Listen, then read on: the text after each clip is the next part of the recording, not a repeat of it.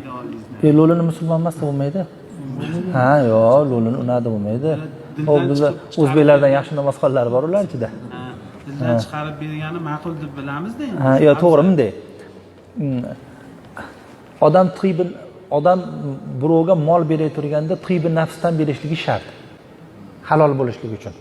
Alloh taborak va taoloni masalan xotinlarni mahri to'g'risida buyuray turganda agar xotinlar mahrni beray turgan bo'lsalaring chin ko'ngildan beringlar deydi.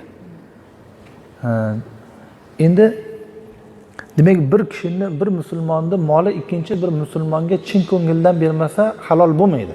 Masalan, birovga chiroyli ruchkasi uchun teyda turibdi-da, ruchkasi chiroyli ekan, menga bering dedingiz. Hijolatdan berdi, halol bo'lmaydi. Halol bo'lmaydi. Shuni agar ko'ngildan chin emasdan chiqarmasa.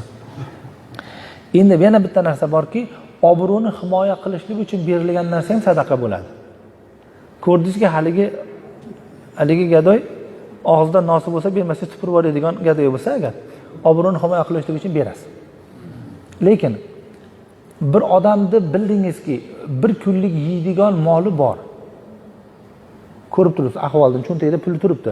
Bir kunlik yeydigan moli bo'la turib, birovdan sadaqa so'rashlik hammaga harom bo'ladi. Nafaqat lo'li, boshqa o'zbek kim bo'lsa ham bir kunlikdan oshiq narsasi bor odamni birovdan narsa so'rashi halol bo'lmaydi.